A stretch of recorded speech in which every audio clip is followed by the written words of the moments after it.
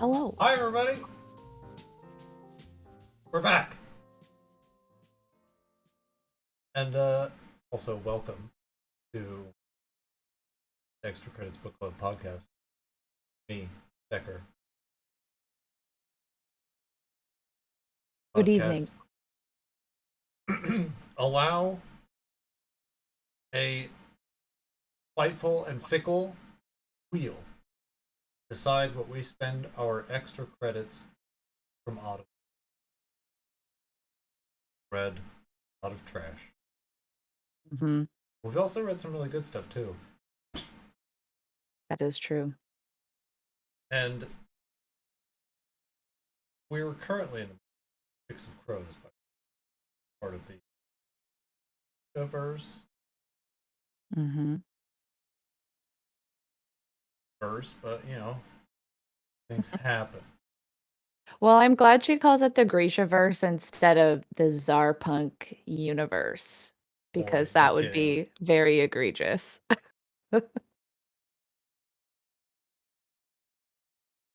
I have my own quarrels with that term that we won't get into. That went into time. Yeah.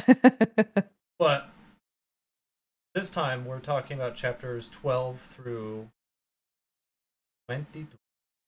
Hmm. And, well, dear reader, a lot of waste. Yeah, it's a lot of backstories on a boat. Backstories that didn't need to be explored. They offer no real depth to any of the characters, except for characters need to have a backstory because that's what books do. Yeah, but it felt like usually when characters are given backstories, it takes place at like relevant points in the story when like something is happening that's maybe related to their Yeah. backstory or like, an old person from the past comes back. But backstory is given in this cluster of chapters simply because the characters have nowhere to go. And Nothing else to so, do. yeah, they're all just kind of in their own reveries, reminiscing about their 10-year-old lives. Yeah, and despite there being nothing else to do but backstory, I almost wish they didn't do anything. Just took all these chapters out. Yeah, because the backstories amount to I was young. Yeah. And I got swindled. Like either I was a child criminal, a child sex worker, or uh just a child. Yeah, I was a child. Like, it starts off with an Inej chapter. Our very boilerplate, sneaky, sneaky rogue. Mhm. She's got knives, sneaks, and it's so tired.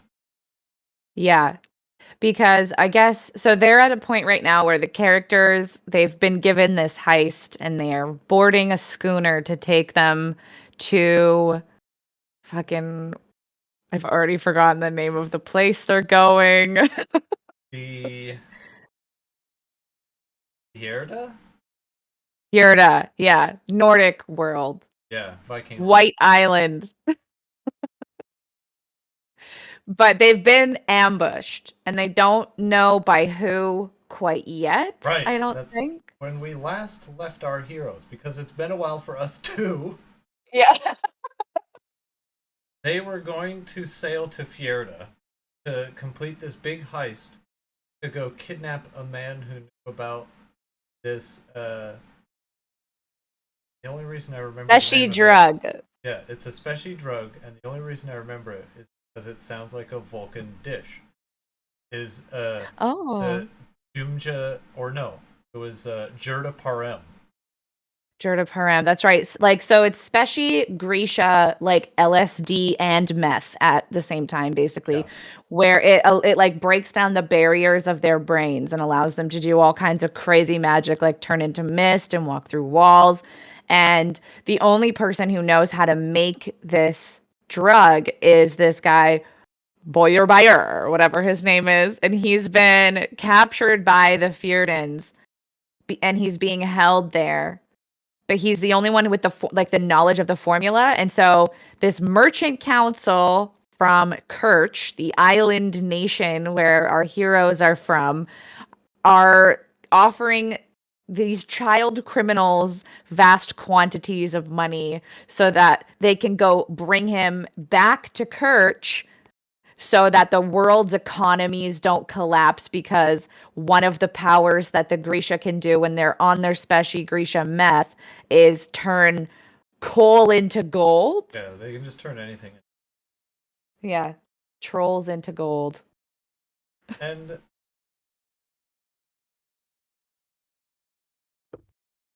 from the get go, hearing about this job where like we need you to do a heist to kidnap this guy and bring him back so it doesn't ruin the economy.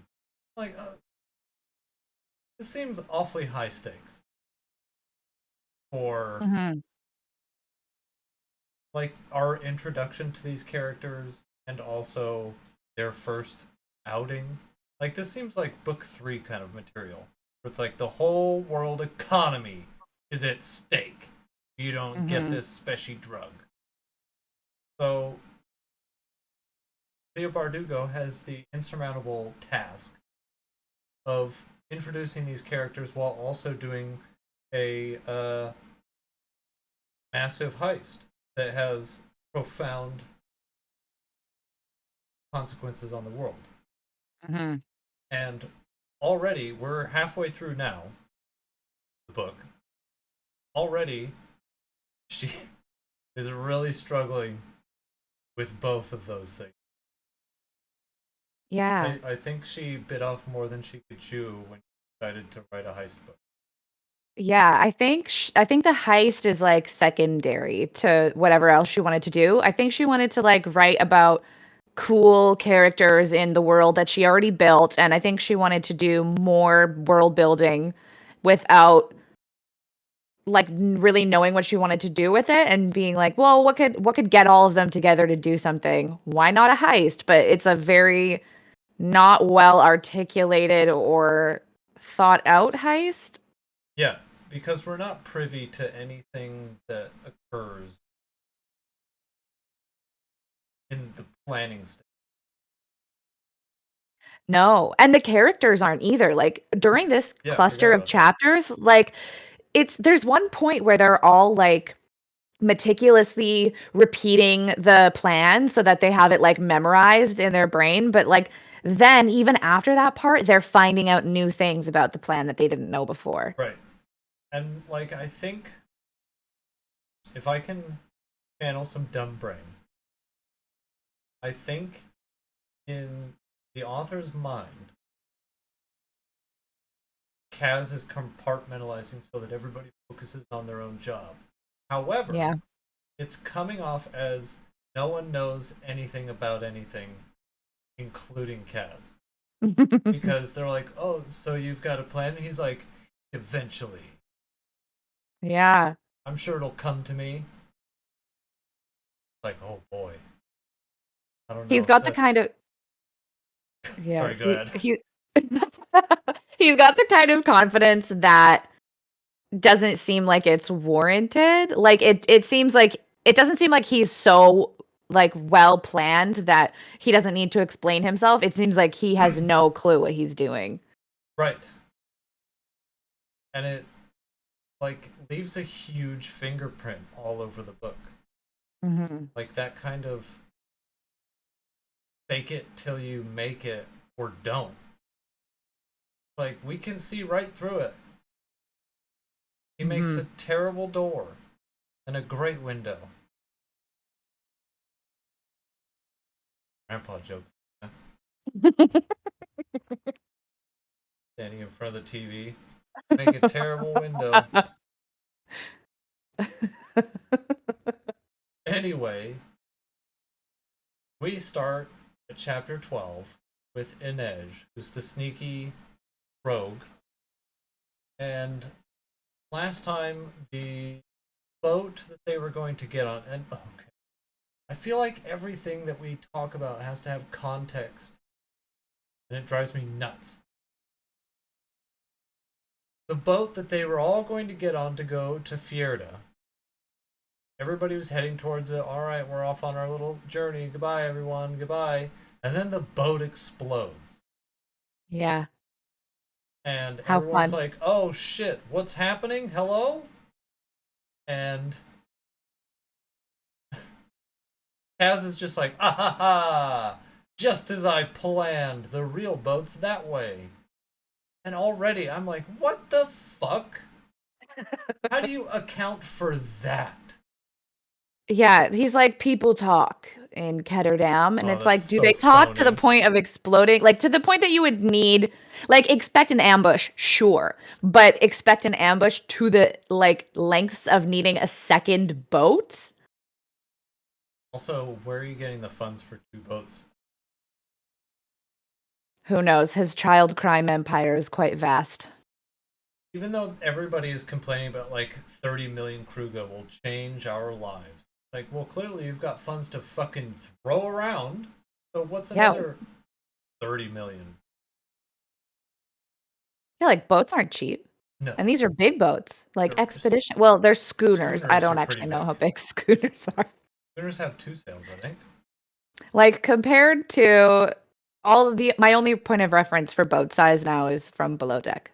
So I'm like, is it the size of a mega yacht? No. Parzival 3 has three sails. I believe schooners have two. Okay. It's helpful context. The the main and probably isn't that the one in the back? Hmm. But over the course of this explosion and ensuing firefight, apparently, uh, Inej gets stabbed. By a gigantic man Yeah, in the side. Oh, his name's Ooman, by the way, which is fun. and I don't. Also, Jesper's been. Yeah, Jesper's been shot, and Nesh is going around like stabbing people and like kissing her knives and shit, and like promising to like whip herself with her little sinner's whip when she gets home that night. And then she gets stabbed by Uman, but then she's got special knives concealed in her knees Yeah, where she does a little like musical theater heel click that activates them, and then she stabs him in the dick. Knives in your knees, though, one, how? Two, not very work safe. I assumed because she clicked her heels that they were in her boots, That's what I thought too. Because if you're gonna do special heel clicks, like, and I what guarantee if you you, do it by accident? guarantee you that as Leigh Bardugo was writing this, like, oh, we'll have her do the, when the little knife comes out of her shoe, think, like that. She was like, this will look great. And then she wrote the scene, and the guy had grabbed her in a way that the boot knives would be ineffectual. Hmm. So she's like, But she's well, also, I still need to have her kill this man. So she's like, where else can knives be? I know, her knees. And somehow it's also spring loaded so that if she clicks her heels, it's like, patoing. yeah, but she's wearing like the equivalent of like barefoot runners in my mind. She's And also in like a cat suit. yeah. Nice try, Leah So where Bardugo. where are the knives? But anyway, I know there's magic in this universe, but long story short, both Jesper and Inej are in bad shape. And then I think they just all get on the boat and like, all right, well, whew. well, there's this one moment that I thought was really funny where she gets stabbed and she like climbs up to the top of these like shipping containers basically, and she's waiting to die. She's going to stab herself. She's like, I'm prepared to die. At least it'll be in like a battle for glory or whatever. And then Kaz comes up at the last minute, scoops her up in his arms, jumps onto the boat with his super bad leg that he apparently broke when he was like jumping off of a bank roof at some point during his illustrious crime years. But he's like Geralt with one really bad knee. And she's like in the middle of dying in his arms, and all she can think about is like how lithe he is and how strong he is, and Oh how yeah. when he used to come to the menagerie, the brothel she worked at as a child. Um, she was like all the adult women who worked there would like eye him, and like they would all like look at his hands a lot and be like really into this. And I was like, there's no fucking way that these grown ass women are looking at a 16-year-old boy and being like, oh my god, I bet he knows what to do. If this was written by a man, I would say Kaz is self-insert fantasy fulfillment. But because it isn't, I can only question the.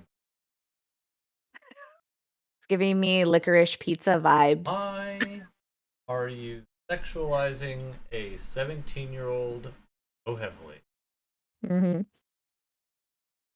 Hmm? Yeah, there's this quote. There's like, they claimed he gave them the shivers, that his hands were permanently stained with blood beneath those black gloves, but she'd recognized the eagerness in their voices and the way they tracked him with their eyes. I'm like, surely there Please were adult stop. men in Kirch. Cut it And then out. Kaz is, and Ned's just like, oh my god, thank you for saving me. He's like, I protect my investments. Right. And already, this, like, bony, I'm not interested in you tough guy act is wearing, like, flash paper thin. You know, the super thin paper that instantly catches fire in magic tricks? I can see Yeah. right through the paper. And also, I think in the next chapter it's Kaz. But Yeah. it's not only has it been 2 weeks, but my notes are so sparse for that chapter. Not a lot happens. Basically, Kaz takes an edge to Nina and he's like, fix her. And Nina's like, my guy, I am a heartrender, not a Yeah. healer. But she's gonna die if she doesn't get immediate medical attention. So he leaves Nina with Cat or with he leaves Inej with Nina, and then he goes to deal with Umin. Like something kind of snaps inside of Kaz when he thinks Inej is gonna die, and he goes like full Dutty hands and brings him to the boat. He's basically just like questioning him. He's like, "Who funded this?" And he finally tells him that it was the Black Tips, and Matthias is just like casually throwing up in the background. And then Right. Kaz gets an oyster shucking knife and calmly carves up this man's face, rips out an eyeball, and throws it into the sea. And then Umin caves and he was like, it was Pekka. Pekka Rollins did this. And Little. then Kaz, despite promising that he wouldn't do this, he throws Umin into the sea. Right. And he's apparently never done that before, like where he said he was like gone directly against his word. But I mean, they're in the middle of the sea. Who cares? And this guy We was have, kind of a dick. again, something that we have to be told about these characters because he hasn't shown us any of it. Yeah. She also does a super fun moment where I fucking hate when young adult authors do this. And I would say almost all of them do this, where authors will be like, Kaz replied with a time saving gesture that relied heavily on his middle finger. Like, it'll be like Oh yeah, turning a clever things. yeah, just saying instead of saying using like he flipped him off or gave Yeah. him the middle finger, Yeah. they try and make a meal out of it. I know. And it's so, I hate it. It's like, okay, it's the same energy as when they use like his sex or Ugh. like Ugh. her flower. And it's like, stop! Stop. Just use the real big boy words. No kids are Yeah. reading this. Stop. It's gross. Flower. Oh, like what was the one in 50 Shades that she used? Her goddess. Oh yeah. It was always about like her inner goddess or something like that to describe Yuck! like her libido. Well, that's what happens when fan fiction from Mormon vampire books gets turned into its own series of books. By like a Mormon fan fiction or Mormon fan fiction that gets fanficked itself by someone who's also woefully undersexed Yeah. just And creates just a very like has no idea what an actual like dom sub relationship is. It's basically just domestic violence romanticized. yeah. But anyway, Anyway, the next chapter is Nina. our favorite.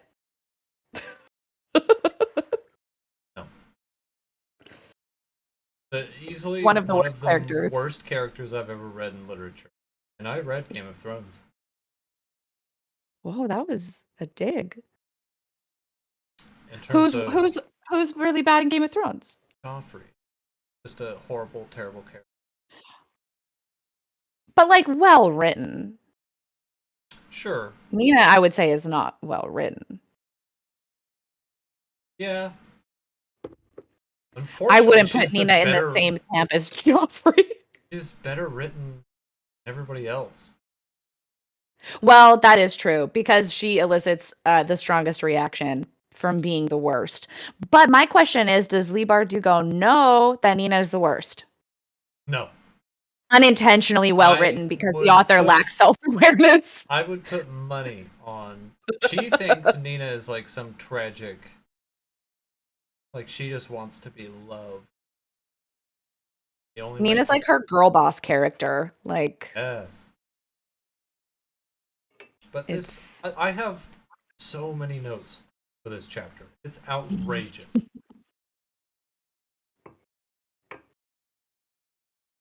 Like my first note is like Nina is complaining, right? As she does consistently throughout this whole book so far. She's bitching and moaning that Matthias, the big strong Viking man, doesn't like her. He wants to kill her because she betrayed him. Something that we don't know yet. right. And she's just like watching him lamenting like, "Oh, why doesn't he love me? Love is so hard." And I wrote in my notes, "Yeah, love is cumbersome when you force people to fuck you."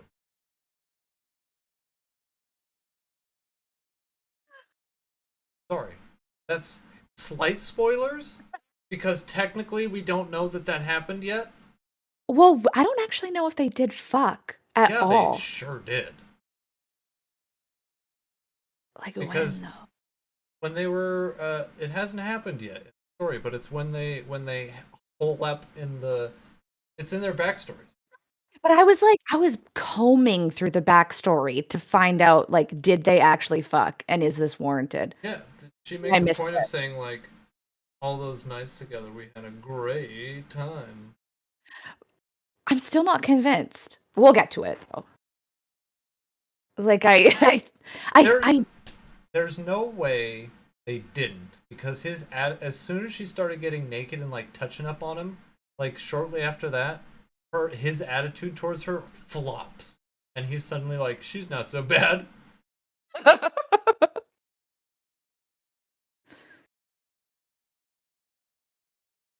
And boy, this why won't he love me? She's gotta go. True, it does. Thanks, past me, for reminding me. Yeah, we get some like Nina backstory where we find out that she was working for the Second Army after the Ravkan Civil War, where everything with Alina happened and Shadow and Bone. Um, and we find out that Zoya didn't like Nina. Zoya, like Queen Bitch from the previous trilogy. And Zoya was like a pain in the ass in those books, but she, I think, became a lot more self aware and capable of leading and showing humility. But basically, what happened was like she got caught uh, by being a piece of shit. She was like out on this like she was out on this like intel gathering mission with these other Grisha, and Zoya was the leader. And she gets into this petty bitch fight with Zoya because Zoya's like, you need to stop standing out so much. We are here to just gather information, and you are not doing this in a way that is like CIA worthy. And she stomps off in a fit of rage right into a Druskella camp where Matthias and his boys are. And he goes to attack her. And instead of being like, oh no, help, she puts up her magic hand. So he immediately knows that she's a Grisha, Right. captures her. And she's self congratulating her entire captivity that she didn't yell and get the rest of her friends captured, and that she was only by herself and didn't say anything. Yes. Also, But then, for like, context, Skilla are the Fjordan like witch hunters. They're right. specifically for capturing and hunting down Grisha to execute them, even though they say that they're put on trial. But much like the Cardassians, the outcome is determined before the trial even starts. Yeah. And so she's like reminiscing about when she was captured and thrown on this Fjerdan ship with other Ooh. Grisha that collected. And this is where we find out how like Matthias and her were interacting when they first met. And he's comparing her to a dog. And she's like, oh my God, his eyes are so nice. And then he says it's an insult to dogs to call her one. And it's like there's enemies to lovers with them, but then it's just red flags Yeah. all around. Also, there's the this is about when I started to rip my own face off listening, because she's captured on the boat, and all the other Fjerdans are doing the scumbag slave trader thing, where they're like, "Let's have a good time with this one, eh?" They're like taking off their belts and shit. And it's like, okay, I see where this is going. And she, they tell her that they're gonna have a good time, and she's like, "Yeah, whatever, dude." And then like almost completely brushes it off. It's like, okay, there's a red flag there. And then before they can do it, Matthias turns up and he's like, "Oh, you wouldn't have sex with a dog, would you?" And they're like, "Ha ha ha, great joke." And then she gets mad that he compared her to a dog, not that she was about to be gang raped. Hmm. She was more upset at being at something that doesn't matter. Like being called, you're in shackles. You're about to be killed in an execution. And she's like, "Hey, don't call me a dog. That's rude." Yeah. It's like Like her priority. priorities are, to say they're askew is to say that water might get you. Hmm. I was completely flabbergasted. This is this is our main focus of this character. The fact that she's nonplussed at the potential of being gang raped, but being called a dog is a bridge too far. Yeah. And then he leaves the room, and she like Nina really gets off on embarrassing him and like making fun of him being like a holy pure boy, and she's like this Grisha seductress in her mind, and she's like, I'd kill for a bath, you could wash me. And I'm like, ugh. But to be fair, Nina is gross, but she's no more gross than like any male protagonist in a rom-com who consistently harasses a woman into dating him, and we're Right. all supposed to think it's like very charming and That's cute why and I thought it was endearing. so weird, because Nina exhibits all of the terrible stereotypes that are so old and tired when it comes to men. Like, are Yeah. you trying to purposely flip this on your head, or do you think that this is normal? Like the line between a wink and a nod to something that everybody knows is kind of bad, or just like willful ignorance to, oh, this is such a great character that she's negging him. Yeah. And he's like not giving her The time like of he's day just at being a all. piece of shit. Like she comes out, she snaps back from her reverie, and Matthias is like, "I don't like hearing your mouth speak my beautiful, holy, pure language." And then they get into this fight, and it's just toxic as fuck. And then he tells her about how the memory of her pulse fading beneath Ah! his fingers is easier to bring to Ugh. mind. And then they fight more, and like basically he's just a dick, and she's like, but like I know there's the boy he was always meant to be is in there somewhere. Like Yeah. the I can fix him energy is off the charts. One of my notes is literally such cringe I can fix him energy. Yeah, that's pretty much what I wrote too.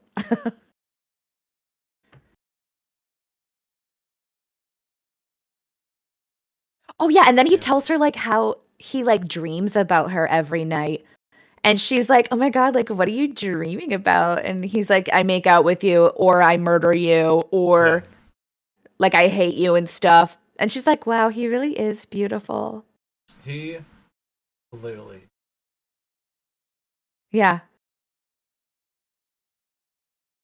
Well, I had a big note. Can't read my own handwriting, so that's off the table. But a huge portion of Nina's chapter goes into far more detail than we ever needed about how much the Eridans hate Grisha. To the point where it's like, we get it! How much more do you need to explain? Like, they just kept repeating the same, oh, well, they don't like Grisha. Like, okay, but why? Well, a group of Grisha once, a long time ago, killed a village. One village. And that has created a blood feud that has lasted centuries. Or something Yeah. absurd. Like, it's full Spanish Inquisition with the Grisha. And the Grisha probably just like maybe, like, we don't have all the information. Frankly, No. I don't want it. But the next chapter, because Leigh Bardugo loves a double feature, so we get the two most obnoxious characters back to back, Nina and Mhm. Matthias. So we get more Nina and Matthias bullshit because they can't stop fucking talking about each other.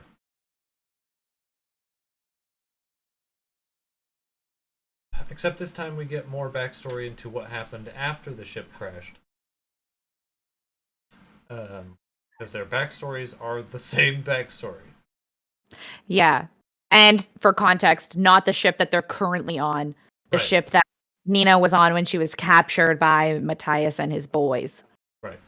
Yeah, there was a storm There's a and lot of it ships. it was frankly embarrassing that a single storm disintegrated an entire ship to the point that everyone except them died. These are like a seafaring people, are they not? Like you think they They would be make it seem that way. shipbuilders? Hmm. Completely But disintegrated. we know that Nina had Matthias branded as a slaver by some Kirch traders, and that's why he was thrown in Hellgate. We don't know why she did this or what the circumstances leading up to that were yet, but Right. that's all we know. But as we detailed slightly before, this chapter is mostly just Nina and Matthias wandering through villages, trying to scrape by while they pretend to hate each other. They're clearly enjoying each other's company. My headcanon is that they were having sex on the regular. I don't think we're there yet, are we? I think they're talking about the plan in this chapter, where they're all like around talking about ye old little heist. When, because like Kaz is talking about like baleen, the little metal discs, and we're starting to get like You're right. pieces of the heist plan? Because I think that happens, but I think it's a It's the little next one. later. It's the next batch of Matthias and Dina chapters. Yeah. What? So Nina's still like caring for Inej at this point, and Matthias is like they're basically like killing Yeah, that's each right. other from across the room with their eyeballs. But Matthias is looking at Kaz and he's like, "Oh, this demon is telling us things," and he's just viewing him as like this little hell spawn. But this okay, so Kaz is talking about this disc that you put between your teeth called baleen that you can use it to get 10 minutes of breathing time. Like just in case something happens and they get thrown overboard or they get ambushed again. And like how are you just going to wedge something between your teeth and be able to think or focus on anything but that? Like if I even have the skin of a popcorn seed stuck in my teeth, that's all my brain's doing. And they're taking like in my mind like something that's the width of a dime and just I was shoving it thinking in like there. I was imagining it in a whole ass bay leaf.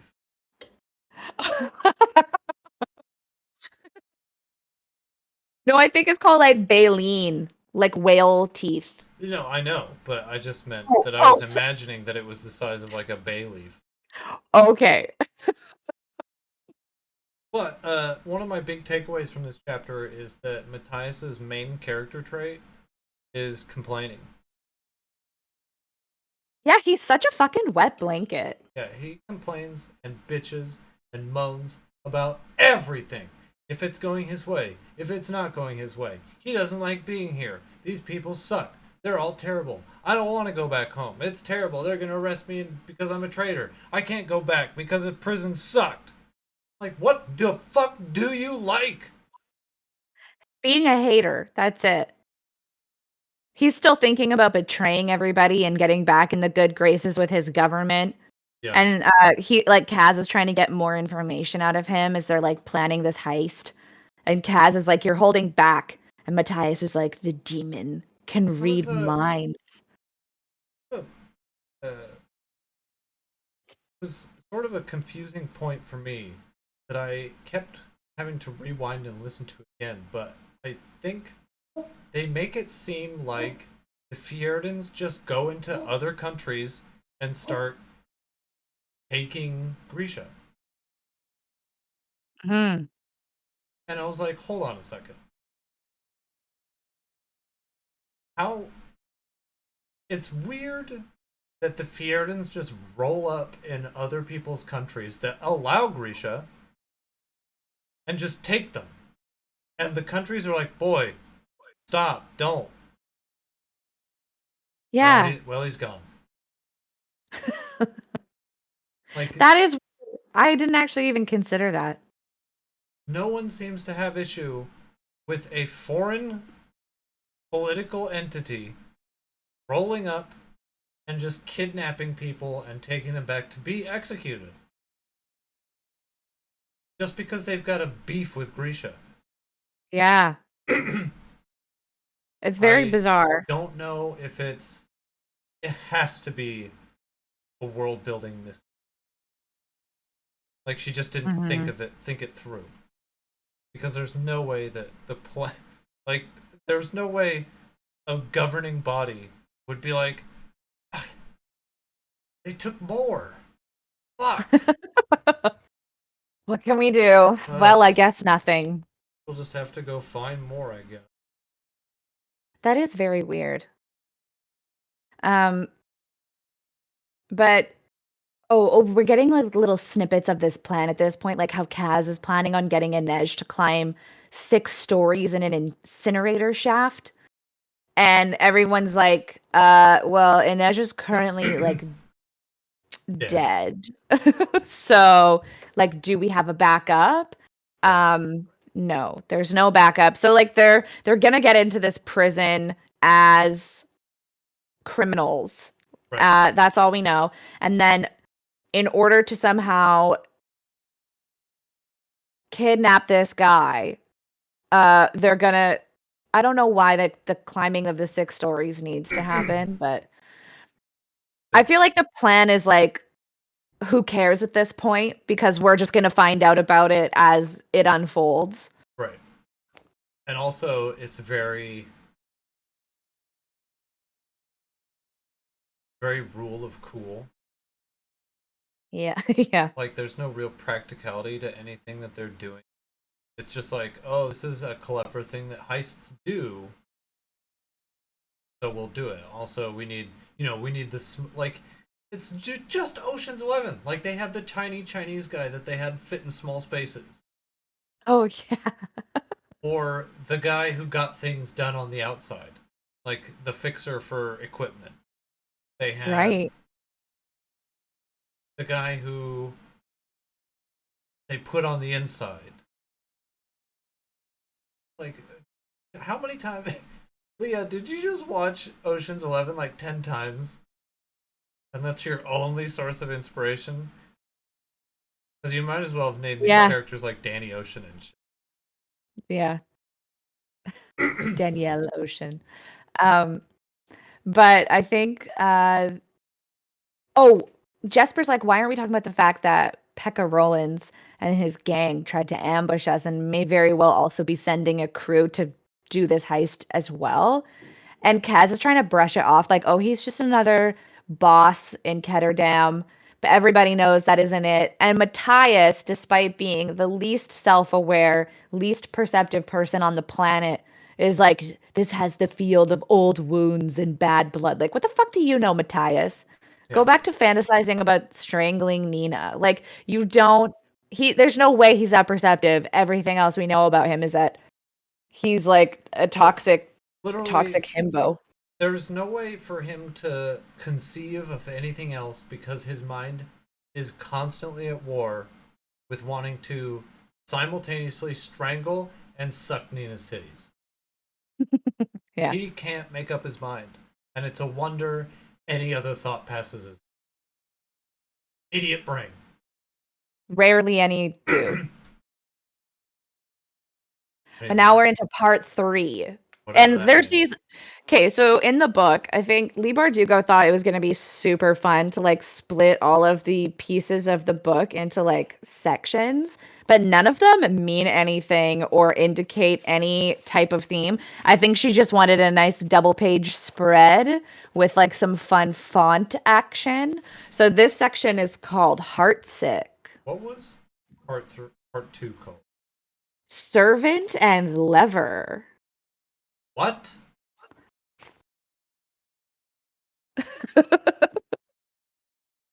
Because that's like Kaz's whole thing, right? Pulling the right lever at the right time. Get real. The first section was called Shadow Business. These all mean nothing and tell you nothing. But It's like, very live journal energy. so true.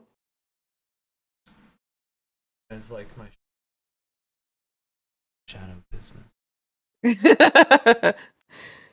Yeah, this like the fact that she includes interviews with herself at the back of all of her books is all we really need to know. That's so bad. Don't do that. If It's you're just like fan fiction author's notes, basically. uh, And she asked herself these questions for sure. you know who can get away with interviewing themselves? Richard Iowati, who actually wrote a book called Iowati on Iowati, where he interviews himself. And it's a joke. It's funny. Mhm. But Leigh Bardugo is not joking. No, she's dead serious. Boy, it's a wonder that anybody could be as important as Leigh Bardugo. Like, imagine being upstaged by yourself. Huh, the nerve. True. But Inej, we're on Inej now. Part 3, and she wakes up from her. Like, there was no tension in her wound. There was no tension of her dying. There was no stakes in it because we knew her name is on the front of each chapter that's about her. She's not dead. Nice try, Leah. If you want to like raise the stakes like that, don't fucking have named chapters. You're not George Martin. Yeah. I don't This, remember much about this. I just remember she kind of wanders around the boat like, wow, did Kaz say anything about me? Did he come by? Are you sure? Well, let me tell you my backstory. yeah. This chapter is actually just a lot of like Inej and Nina having girl time. And Inej wakes up and Nina's there. And when Inej was unconscious, Nina was like inspecting her body and like looking at her tattoos or lack thereof. But everybody who's in the Crow Club or everybody who's part of the Dregs is supposed to get matching gang tattoos with a crow and a little goblet. And as soon as Inej wakes up, Nina's like, "Why don't you have a tattoo?" Also, hey, like, I'm glad you're not dead. And Inej is like, "Oh, Jesus, okay," and tells her a little story about when she was a child sex worker, she had to get the little bird cage on her. And she's like, "I never want to get tattoos ever again." And Kaz says it was my choice. Um, and how, like, we get a little backstory about how Kaz helped her make her Wraith brand. And that Inej was abducted by slavers from her family's wagon when she was 14 and I then got the taken impression away. the way it read for me was that her family were on a wagon traveling. Slavers turned up and they're like, "Hey, slavers, got anybody you want to offload?" And they were like, "Yeah, this one." Where was anybody when she was being abducted? She was They on a were all ship. right there. Oh no, she was in a wagon. Yeah. She's a child asleep in a wagon and the slavers just show up and they're like, We'll be having that. "Come in with us." Yeah. And everyone's just like, "Oh, I can't believe this is happening again." I'm like, does no one have. No one cares about abductions. So if no one. Okay. If nobody cares about abduction, this is the. It's the. If everybody's beautiful, nobody's beautiful fallacy. If no one cares about abductions, then abductions don't matter. And if abductions don't matter, you can't use it as a tragic backstory. Checkmate, Leigh Bardugo. I got your ass. But We like, need the trauma though, otherwise how are any of them interesting? They can't be well-rounded people. This is literally the same thing as like uh characters needing like women characters needing to be sexually assaulted in order to that's one become of my notes. It is verbatim. How is a woman author falling into the same traps that men do in terms of using assault and degradation of women as backstory? Yep. It's outrageous! Yeah, it's real cringe. Also, she does some more pining about Kaz, but who gives a shit? Yeah, and then her and Nina sing like rowdy drinking songs in their tone deaf voices and like yes, Mm, it's Bond. very fun stuff. Girl bosses just girl bossing. But in keeping in tradition, we've got another Jesper chapter that is not about Jesper. I know. And I feel like he's been done real dirty. But we do get his backstory, and I will now tell you his backstory. He likes to Okay. gamble. Anyway, moving on to chapter 18. You forgot about his guns. Those weren't explained. His backstory That's is true. literally I like to gamble. Yeah. We don't find out like why he became a sharpshooter, why he loves guns so much. Oh, That is very interesting. Oh, and he and Wylan are like having some banter and Wylan is like, "Well, everybody knows you're a filthy degenerate gambler," and Jesper's like, "Well, I'm sorry I didn't have nepotism on my side, bitch." And then Wyland continues to go off. Oh, yeah, yeah, yeah. Wyland continues to go off about like the fucking ice moat on Fjerda. He's like, "Why do you think it's like not like solid all the way through. Isn't that crazy? Like, don't you ever wonder about that kind of stuff? Jesper's like, Yeah, I forgot no. about that.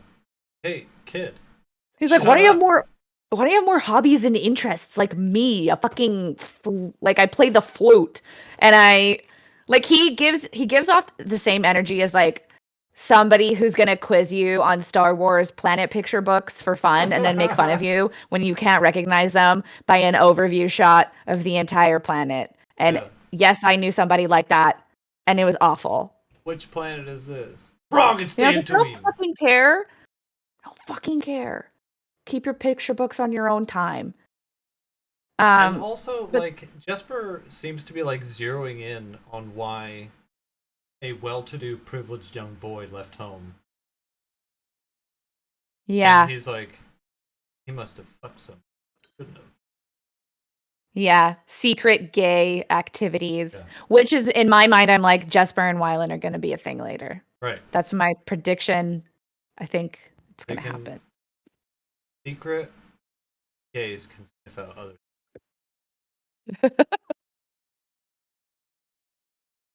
Um, But this is when Inej gets out of bed, I think, and is like, Nina, I owe you a life debt. And she's like, oh, just take me out for waffles. And Jesper's like, I know a place. And Nina's like, you're not invited. It's like, he's just saying he knows a nice place for waffles, Nina. Fucking chill. oh, yeah. Forgot about that. I was Man, so mad. she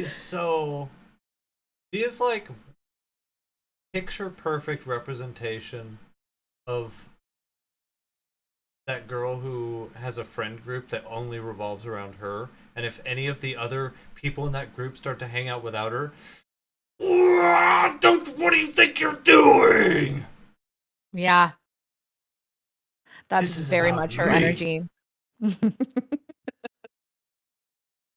You guys are here at my privilege. If I don't want to see you anymore, that's fine. You'll just disappear. No one will ever see Yeah. you again. Did you know I can stop Nina. hearts? By the way, I'm a heart render.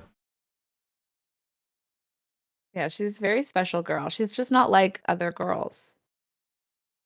Oh, in the Kaz chapter that's next, one of my favorite moments in the whole book so far happened, and that's that Kaz exposes himself as a completely pathetic bitch to the reader, not to anybody else, Yeah. To because himself, though. he says he needed, like, he, I think they're talking about more plans, and he he's like, it's a great plan, right? And everybody just kind of like stares at him, and he looks over at Nina and he's like, I need, no, not Nina, Inej. He looks over at Inej and is like, I need her to agree with me Yeah. to make me feel better. Yeah. When he goes, I'll get us out, you know that. And then his italicized thinking moment, Right. because anytime a character has inner monologue in the print version, it's italicized. It's like, tell me you know that. He needed her to say it. The job wasn't like anything he'd attempted before.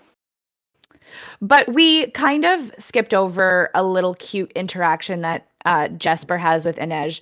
And I feel like we owe it to Jesper to talk about it because it's the only meaningful interaction he has with anybody in 195 pages. I don't remember But like what it was.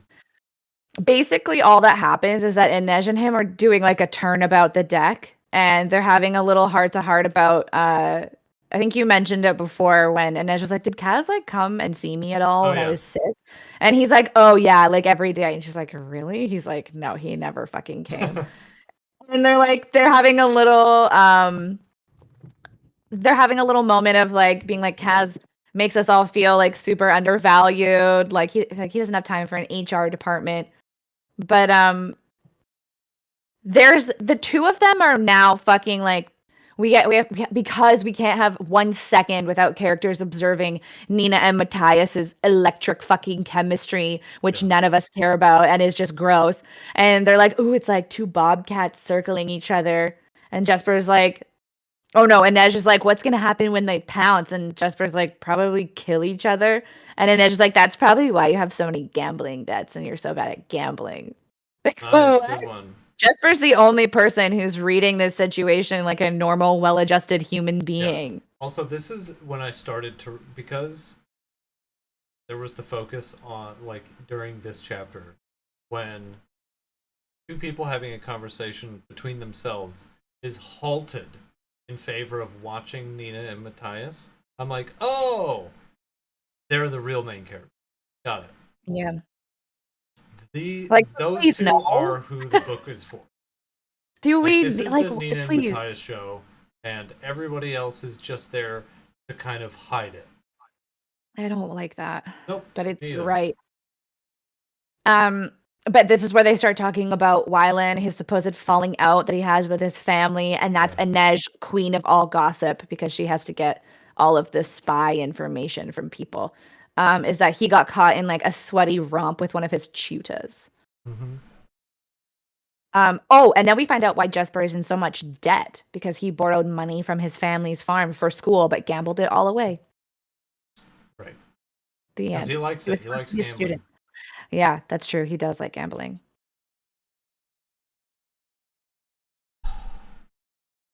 And then we get to Kaz being a little bit. The potential of a really fun and interesting character boiled down to, I like guns and I like gambling. I got my rootin' tootin' shooting pistols. Yeehaw, brother. Also, I'm probably gay. Uh,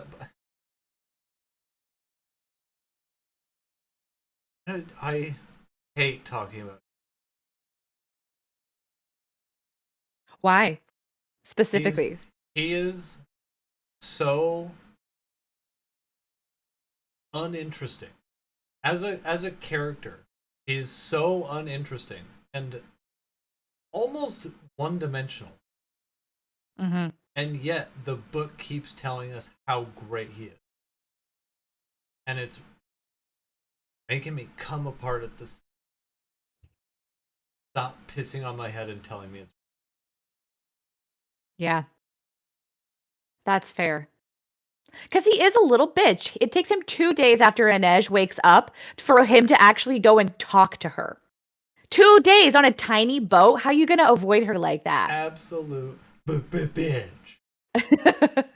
And then when he finally does, he does it under the guise of being all business. But then we get like italicized feelsy thoughts from Kaz about how he actually feels about Nej being like, Ugh. because I've been looking for an excuse to talk to you for 2 days. Like, look, we've already got enough red flags in one of the relationships. Stay 6 feet apart. COVID regulations. Stop it. He's like, I need you to believe in the plan, Nej. True, it is Dutch. Which And then he starts dishing a bit about why he's mad about Pekka Rollins and tells Inej that Pekka killed his brother. And Inej is like, you had a brother? right. Backstory time, like Wayne's World, like, and he tells a Yeah. story about how was his brother was a shitty, greedy day trader. The kind Yeah. of like stock trading crypto bros that nobody likes, and he got took. He got took like a sucker. Hmm. Well, he's not telling this to Inej. Like, he No, only tells her about that he had a brother. And then they're like talking about their plans. And he's like, oh my God, like our shoulders are almost touching right now. ah, Like, and normally he hates touching people. And he's very shocked that he's like, what would happen if like I moved our shoulders like a little closer? for no reason, mind you. There's no reason why he is super anti-touching, other than he's anti-touching. Well, we kind of find out later, but with his traumatic backstory. Also, my neighbors have decided to start aggressively vacuuming at this point in time. So I if you can't can hear hear it. that, I'm really sorry. Okay. Um, but yeah, we get the beginning of his backstory. Him and his brother turned up to Kurge. I think he's still talking with Inej at this point, to be honest. Like I think he kind of like tells her some things. Oh, but then okay, yeah, we do get the backstory. It's not But all of it. no, but he finishes talking to Inej and then kind of like falls into this reverie. But um before we get into his backstory, I just need to point out another moment where he's being a big bitch. Yes, please. Because he's like they're talking about what they want, and Kaz expects himself to say something like, "Oh, you know, the usual like murder and vengeance and Pekarolin's dead and whatever." But in his mind instead he goes, "You, Inej, you." And it's all italicized. And he's like, "Oh my God, like why am I feeling like this?" And I don't mind italicized inner monologue thoughts Oh, if they're I used in a way that isn't cringe. thought you were going to be talking about something else. It's like, excuse me? I beg your pardon. Excuse me. With all due respect. But No. yeah, italicized inner monologue is fine. It's a very distinct delineation. Mhm. But when it's you, Inej. Please And don't. then Inej is like, I want to turn my back on Ketterdam and never come back. And Kaz is like, good, yeah, same, bye forever. And he's like crying internally a little bit. But he's like, this distraction will be over. It's very anime. My favorite part about it, though, is that after he kind of confides in her a little bit by being like, Peckerolins kill my brother, he starts like reasoning with himself. He's like, no, no, no, like I don't actually want to be with Inej. I just want like our routine back. And then he has like a little vulnerability hangover, which I actually found to be the most relatable thing about Kaz when he like divulges personal information and then is like regretting reaching out for support after that. I'm like, that's very Virgo of you, Kaz. It's like, I don't like it when people know things about me. And now we get his reverie. You know what? my my response to his vulnerability hangover is, quote, I feel no pity or compassion for Kaz.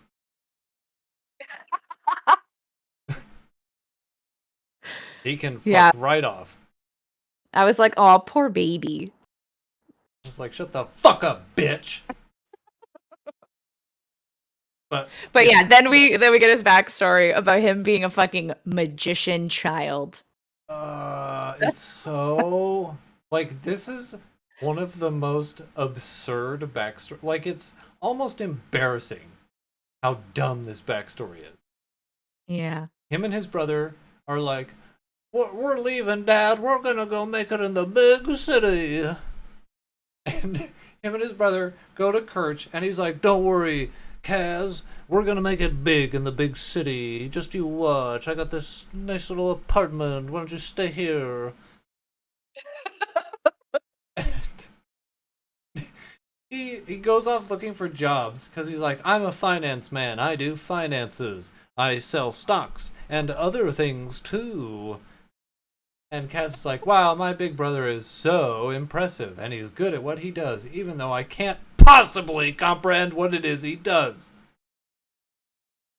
And Mm-hmm. while he's off looking at jobs, trying to get one, because they came to this fucking city with no plan other than we're gonna make it big in the big city. Kaz is wandering the streets, a 10-year-old boy wandering these crime-ridden streets, and he sees a street magician like, wowee, he made a coin disappear. And apparently he hyper fixates on that forever until he teaches himself how to do it. Yeah. It seems so on brand for him to be like a child magician nerd, though. Like, that explains so much about his personality. He's all about that sleight of hand stuff that he did with Matthias in the documents earlier. Yeah. Like, he And loves putting on a little show for everyone. and his brother finally turned like I imagine time is passing quickly in the backstory because there's no way a 10-year-old boy is learning a coin disappearing trick like hours. I genuinely don't know. Like, I think the whole like experience with this dude that they meet all happens within the course of like 2 weeks. Yeah. Basically, Because Kaz's brother gets a lead on a job, or he starts working a job, and then his boss is like, I got a lot of, ooh, you've got potential, kid. Why don't you follow me? I've got a great opportunity for you. All you have to do is invest in these sure things. And I was like, oh, he's gonna get took. yeah. Clear as day. And, he invests his money, he makes it big because it's a sure thing. And then he's like, wow, do you have any more of those things? And he's like, yeah, I do. But it's way out of your price line. I wouldn't feel comfortable having you invest because it takes a lot of money. And he's like, no, don't worry about me. It's a sure thing. So he's like, well, if I can't talk you out of it, we're buying Yeah. like potato futures or some fucking stupid shit like that. It was like they think they found out about this big like Jerda scoop where the rains had hit the crops hard, and so like the fields were all flooded and the warehouses were all fucked up, and everyone's like buy up the Jerda, like invest to it. And he's like, listen up, this investment, it's too high for the likes of you boys. Yeah. And Jordy gets greedy and literally bets the farm Yeah. because all their money for him and Kaz's future was tied up in like this bill of sale from his family's farm. And he like Mr. Hurtsoon is the guy who's running this like day trading scheme. He's like we're taking this risk together, like I'm trusting you just as much as you have to trust me. Mm-hmm. And then they give him like the money for that, and Mr. Hertzun is like, okay, well, here, take this spending money, fucking live it up for a week, and then come back and we'll watch the money roll in. So they go off and they have like the best week of their lives. Like, I just imagine this like montage with like Sims buying music of them just like going through Ketterdam, getting new suits and like eating lavish meals and it's the date montage from Naked Gun. yeah, it is. They get matching tattoos. Yeah. It's like years and years of a relationship over the course of one day. Um and then, after all that, oh, lo and behold, the day he's supposed to meet that guy, the whole place is packed up like he was never there. Mhm. Wah, wah. Of course. Yep. And I wrote a note here that says, so Kaz is on an eternal vendetta because his idiot brother got like a nuclear took. Like he fell for one of the old, like clearly he's never seen The Sting because that's exactly the game they ran. Yeah. It's just really too bad. So embarrassing. And at this point, It doesn't kill him, and so we still don't know why right, he died. which is confusing because I was like, so is this why he's got this like grudge and chip on the shoulder about the city? Like I don't, How is Pekka Rollins involved? yeah, this doesn't make sense. But enough about him. We have more Matthias and Nina to talk about. Great. So excited. It's Oh, my favorite characters. I don't even know where to start. Well, Nina shows up and starts talking to Matthias. She's like, I "I'm think here to they're off the tailor boat you." at this point. Yeah, they've reached their destination. And she's like, I have to tailor you so the Feardens don't recognize you. But really, it's just an exercise to have for Leigh Bardugo to have Nina all up in Matthias's shit. Because all she's doing is changing the color of his eyes and his hair, I think. Yeah. He's like, the thought of Nina altering me with witchcraft is intolerable. Oh, and then he's like, you don't smell like roses anymore. And she's like, oh my God, what do I smell like? And then in his head, he's like, still perfect. She still smells so perfect to me. Kill me, dude. He's like toffee? She's like, you want some? No. But in his italicized inner monologue, yes. Yeah.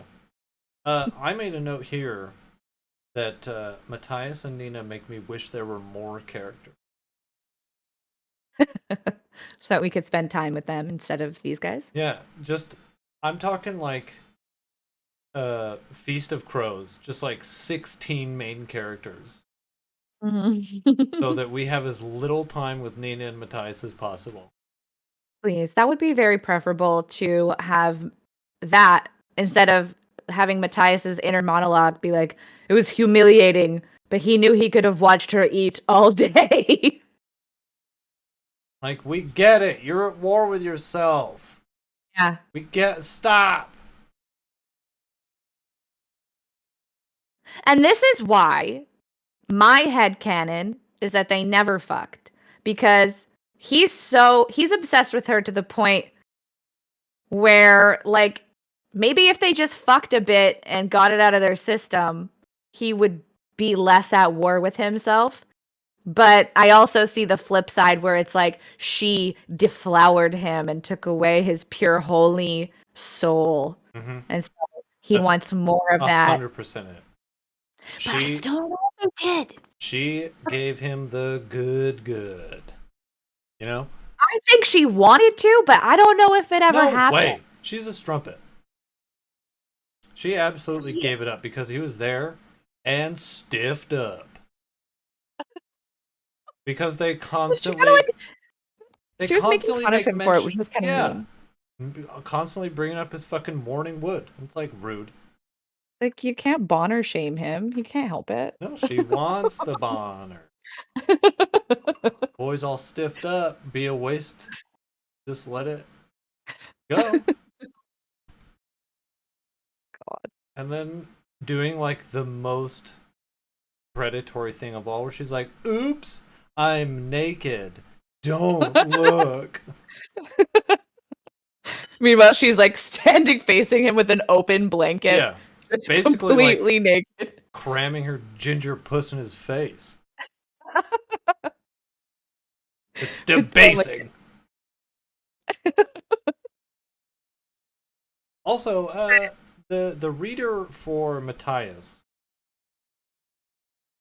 does a better version of Kaz than the guy who reads for Kaz. Really? Mm-hmm. By a mile. Because the guy who actually reads for Kaz sounds like a much whinier version of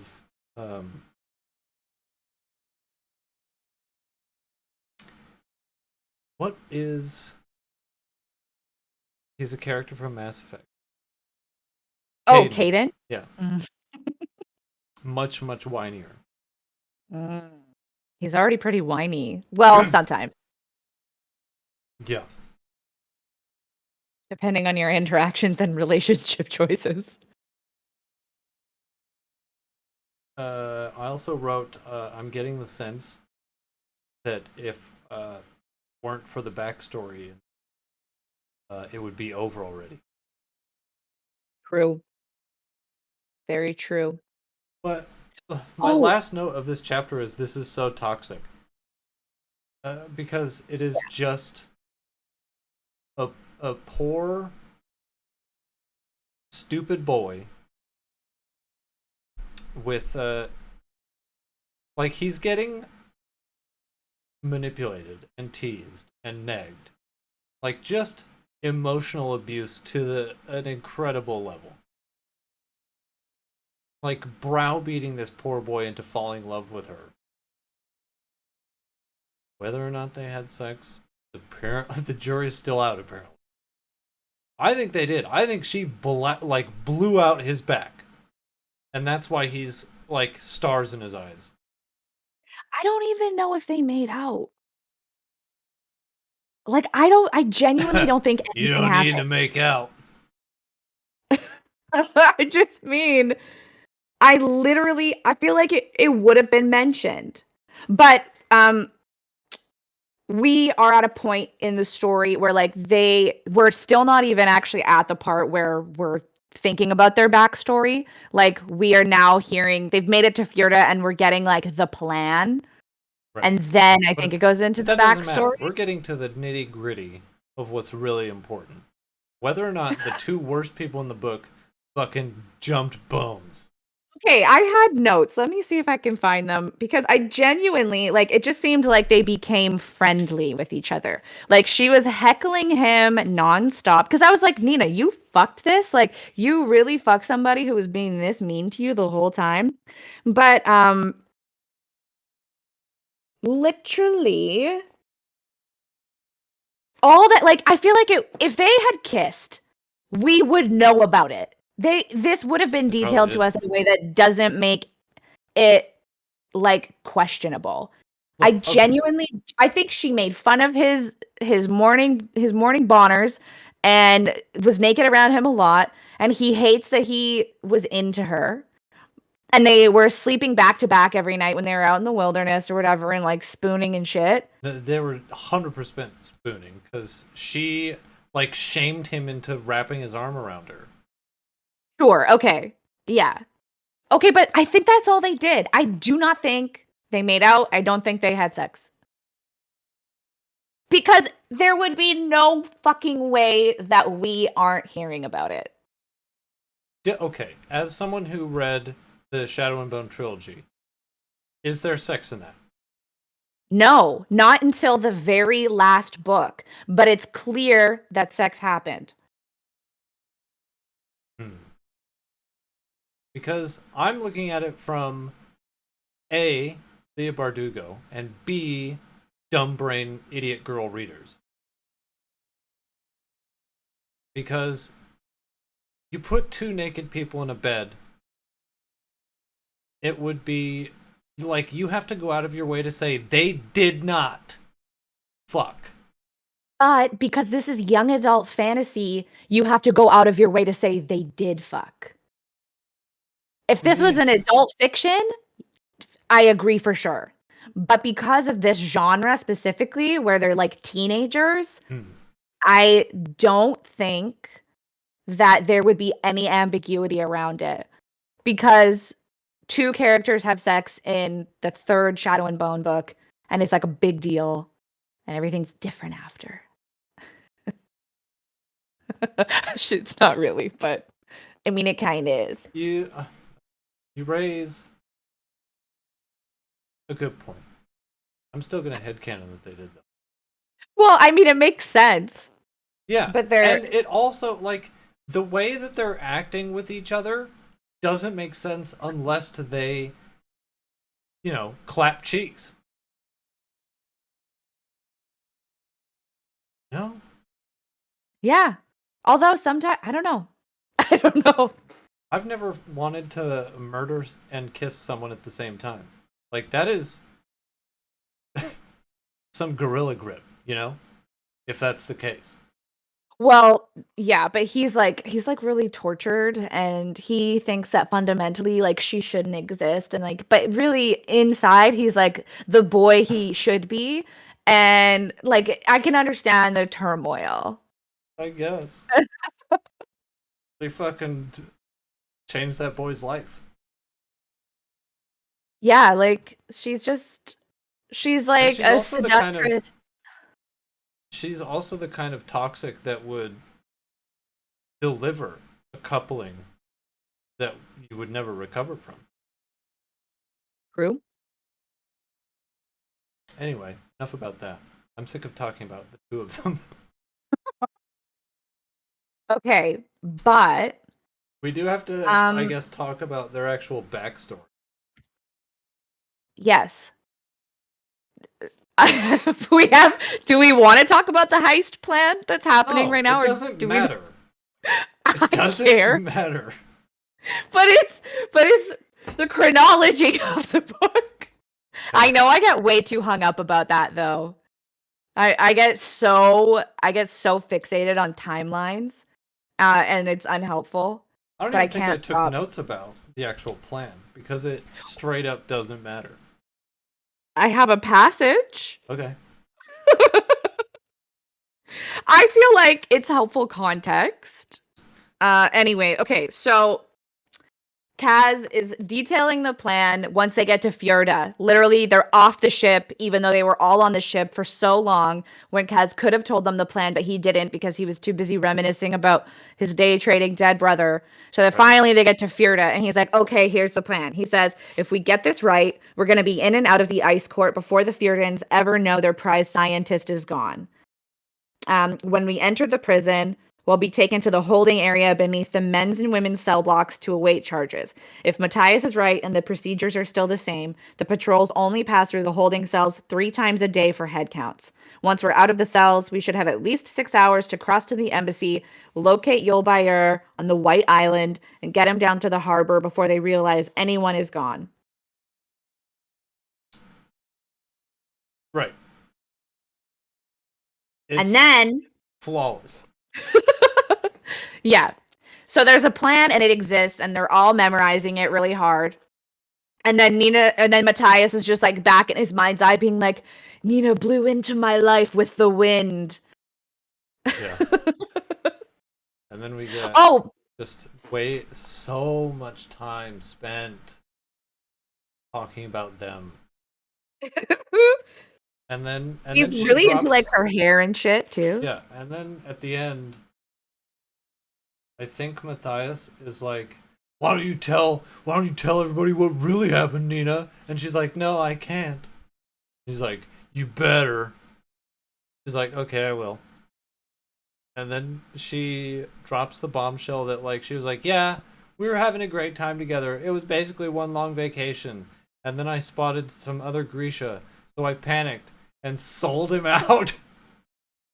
She like went to the nearest slaver and said, "You see that big guy over there? He's trying to sell me." And they're like, "Don't worry, we'll get him." And then he Hmm. went to jail. And Yeah. I, my note is, what in the entire fuck is Nina's problem? Well, yeah, she's very problematic.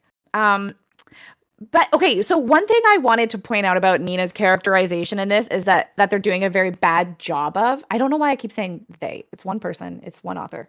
Um, Nina is being treated the way that like Victorian lusty literature treated the insatiable Victorian woman. Like it feels very vampire literature to me when like the constraints of society are removed from a woman, and then it's just like her unbridled lust is unleashed upon the world, and like part of Victorian morals was like we have to keep the women sequestered away so that they're not out preying on the men. Right. But Thrusting themselves with thighs wide open. yeah, heaving bosoms, etc. But we Right. get a little bit more insight. Not is it should insight's generous. We get context around like Matthias being like, I wrote down a page number and I need to find out why. But Probably a fantastic quote. yeah, yeah, this is like all their little swimming after the ship crashes and they're doing their little Iceland vacation time.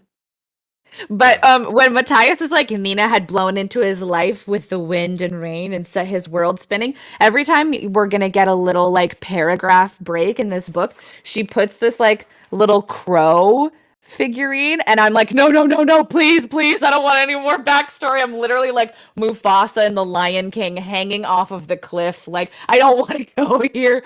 Don't bring me back into this backstory. And there's something about a mirror. I don't know why I wrote that down, but I need to find out. Didn't Oh, Okay, there's a part where he recognizes a piece of himself in Nina, and I fucking hate it because Leigh Bardugo points it out in a way that it's like, yeah, we fucking get what you're trying to do. But basically, they stumble onto the shore after the ship sinks and everything, and it goes, when she looked up at him, the expression on her face was a bleak map of loathing and fatigue. In it, he saw the shame that came with gratitude, and he knew that in this brief moment, she was his mirror. Thanks. We No, we're not. know. We're not We figured stupid. it out already. Okay, can we move on? Yeah. Okay, thanks. Well, we we don't have to deal with Nina and Matthias for another like 2 weeks. That's great. Well, don't we have another Nina chapter to get through, actually? No, we've pretty much just entirely covered the two of them because they're all one giant chapter anyway. Oh, yeah. That's true. Because when his backstory stops, she picks it up where it left off. Yeah.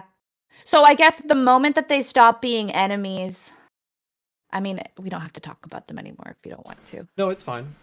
Uh, they stop being enemies because they're like getting all cozy. They're sleeping together, but not fucking. They're like going Yeah. around and like it's literally the like like all those movies where they take the date to the carnival, like they're playing carnival games, and oh my god, you got the big like pink elephant. It's that like they're going around feeding each other food and like ha ha ha, this is so much fun. Too bad your culture hates me. And he's like, that's because Yeah. you're a bitch and a witch. I'm like, okay. Their backstory gives me such whiplash because they're like, oh my god, I think I could like, no joke, but I think I could like spend my entire life with you. And he's like, yeah, I could too, if you weren't a horrible witch. Yeah. And then they She's start like, fighting again. yeah. She's like, my crime to you is existing. He's like, maybe you shouldn't exist. Yeah, I don't think you it's can cross so that bridge. outrageous. Like, I just don't think you can.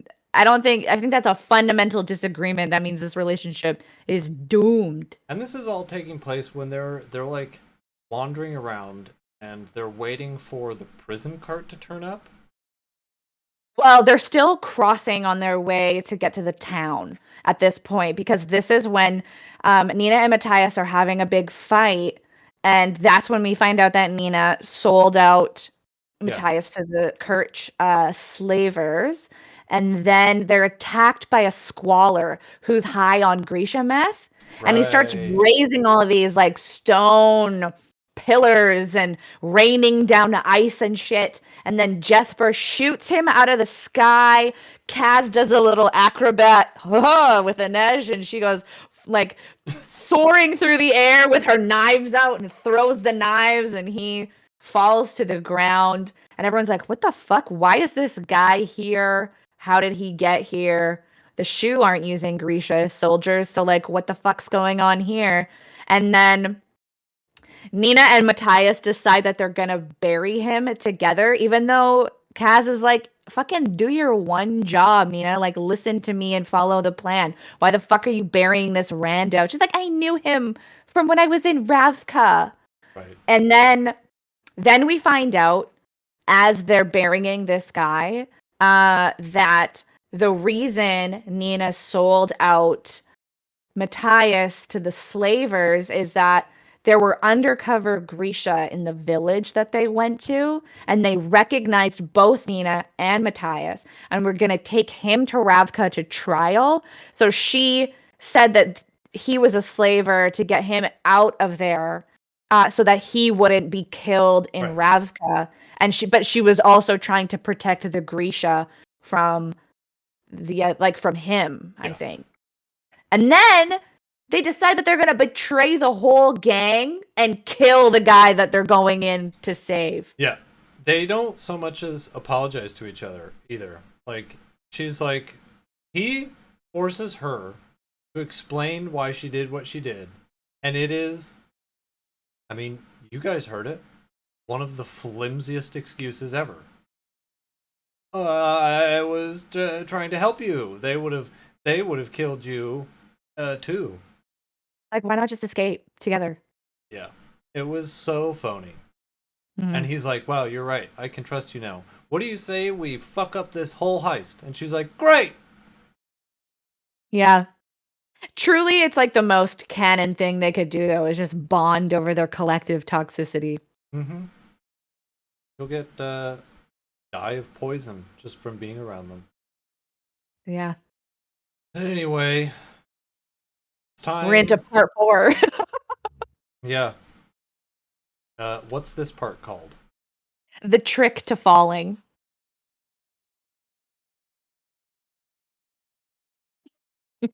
Okay. Suppose Does that's the that name tell of us it. anything? What was the name of part 3? Heartsick. Kind of make. Yeah. But they're the gang is like they dealt with this squalor, and then they're like, okay, now we've got to deal with this prison cart that we have to stop, that we have to get on, and use it to sneak into the ice palace, Mhm. winter palace, whatever the fuck it's called. Yeah. And their big plan is straight out of fucking Robin Hood. They knock over a tree to stop the cart,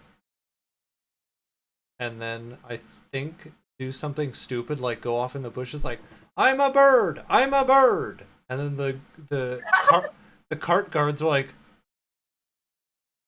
what was that noise? And they go and check it out, and So that they can tamper with the wagon. yeah, But and when they're doing their reconnaissance, they have those, like, do you remember the fun little book that they had? no, Where it was literally like they're like meeting at this coffee shop before like to figure out how to get into this prison wagon. And Kaz has this like fun little gadget that's like a book, but it has like this magic lens at the back. So if you can look up through the book and spy on people around you, but it's got to be like as obvious as using a house plant to disguise yourself yeah, of because course, you because you're have to like hold it this, up like this. Like like what are you looking at? Oh, nothing. just I'm very just compelling. just reading in different directions. Yeah. I just thought that was fun. I completely forgot about the coffee shop. Oh, but then Kaz goes on this big tangent about like when you pickpocket someone, you have to put in like the weight. Like he like goes off Oh on this God, big yeah. pedantic pickpocketing tangent, and that's how they're gonna get into the prison by replacing the prisoners with themselves. But it's like we It's get a it. massive You can case of see. whoa, no one asked. Yeah. Because and I think it was as harmless as how are we going to get in? And he goes, "Oh, thank God you asked. I have a whole thing prepared." Like has his cue cards ready. And like when the time comes, they the tree's knocked down, the cart stops, they distract the guards so that they're off doing their shit. And then Kaz is going to go down and unlock the gate so they can pull people out and then themselves get in. Mhm. And in the process of going down to pick the lock, he comes unhinged. Yeah. He just As like he's goes, unhinging the lock. and everybody's standing in the bushes like, what the fuck is he doing? He's ruining this. It's so weird. And then like he snaps out of it for a half second. Everybody gets on. They put on their little disguises. And as they're like putting, which is another part that Leigh Bardugo is so proud of. She's like, how do you lock a door from the like how do you relock a picked lock from the inside? And he's like, you take the door off the hinges. So And good. when he's in the process of putting the door back on its hinges, he just like passes out. Yeah, old Dutty Hands faints in the back of a prison wagon. Um, but Leigh Bardugo doesn't waste an opportunity to tell us more about the fucking electric chemistry between Nina and Matthias, because Matthias is locking all the prisoners into place, all the gang who are gonna go into the prison as prisoners, and Right. it's like Nina met his eyes over her shoulder, and they exchanged could have melted miles of northern ice. Matthias moved away hurriedly, and Nej almost laughed. So that was all it took to send the Druskella scurrying and bring the boy back. I just wrote, okay. Yeah. Okay. But yeah, he faints. He faints like a little bitch, but only Yeah. Inej notices because she just knows him so well. Yeah. She knows Allegedly. him so well that she's the only person who can tell when he fully loses Yeah. consciousness. When a man hits the floor of a metal cart, he's like, oh, that was Kaz. I know the way his body sounds when he falls. Yeah. When But people faint, do they also pee their pants or no? great question. I just need to know for science if Kaz has also peed his pants and You know now what? he's being a little bitch. If he really wanted to sell the prisoner disguise, he should have pissed himself. Yeah. Commit, Kaz. But But then doesn't he have a little reverie again? yeah, we're back in his flashback because he's drooling and pissing on the floor. Yeah. We go back to his flashback and we find out that his brother completely lost his fucking mind after getting swindled and swandled. And then they caught a plague. And then they Yeah. got dumped in the trash essentially. And It's then so bad. and then Kaz survived somehow. I don't understand how, by the way, unless he's naturally immune to the plague. No, because he But had it. literally, he had it? Yeah, he got it. Oh yeah. Oh right. Yeah, he got sick. Um, but literally the way it's described is so disgusting. It's like he and his brother are just dying under a bridge for days, and then they get thrown on this boat of corpses. Yeah. And Kaz is like awake, and then he's not, and he somehow survives despite being on this plague body boat. And then turns out like he needs to use his dead brother's body as a boat Yeah. to get back to shore. And that's apparently why he doesn't like touching people, because he was touching so many dead people on That's a body boat. That's a stretch. Because dead people feel different than alive ones. But I don't know. if that's the actual, because it's never like, and that is why I hate touching people. And if it was, I would be like, okay, that seems flimsy, but all right. But instead, I'm like, is that why? Are you sure? I feel like, Yeah. like I can understand the trauma is pretty bad, but completely putting you off touching other people is kind of weird. Yeah. I don't know. The whole thing was very weird. And it's like, so what? How is Pekka Rollins involved with this? Did he give the plague to It's a Geordie? great question. And then Great question. like I just don't get it. But they make it to the prison, Yeah. basically. And Kaz has to do the he has to do the Jack Reacher prison dominance thing Oh, right. Yeah, yeah, yeah. where he shows the other prisoners just how tough he is. I forget what he does exactly, but I was like, that wasn't that cool. See if I can find it. It wasn't as tough as you thought it was, Buckaroo. Basically, yeah, Kaz knows that this guy's gonna pick on him because he notices that uh Kaz has a limp and that he's like a twitchy, nervous dude. Yeah. And he goes, "Hey, cripple." And then, okay, the next second, Kaz felt the air move as the Kalish, I don't know if that's actually how it's pronounced, reached for him. He Yes. stepped left and the Kalish lurched forward, carried by his own momentum. Kaz helped him along, seizing the man's arm and driving it through the space between bars all the way up to the shoulder. So he just basically like breaks this guy's arm. Yeah. I was like, cool, I guess. And Matthias was like, did you really have to do that? He's like, yeah, now nobody will mess with us. now no one can make fun of me for fainting and peeing my pants. Yeah. Still got the stain. That's essentially the end of the chapter. And that means that we're done for this week. But we're the book. We still got 2 more episodes of this book. Mm-hmm. Which I'm slightly mad at myself for having an anxiety spiral that kept me from doing it 2 weeks ago, and then sinus troubles that kept my eye from functioning properly, so I couldn't do it last week either. It's not your fault. Yeah, but that means we have to deal with this book longer. I should have just toughed it out. I should have just fallen apart on the podcast, completely come apart at the seams, and fallen into a psyche spiral that I never recover from, just for the sake of finishing this book sooner.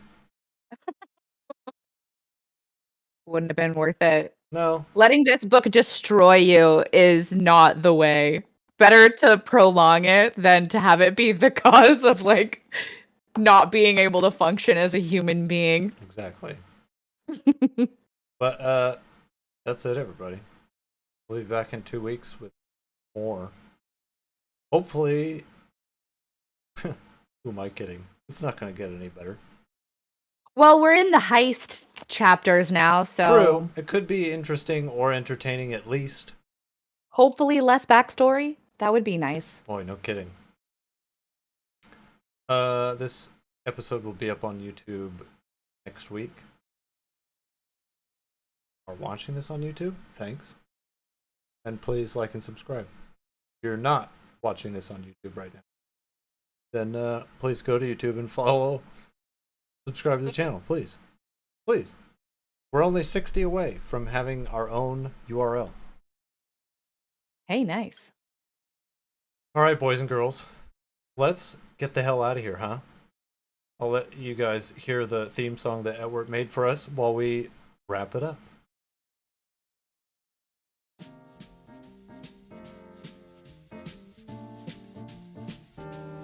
Good stuff, huh? All right. We'll see you here at the Extra Credits Book Club podcast 2 weeks from now. Thanks for stopping by, everybody. Take it easy. See you Farewell. next time.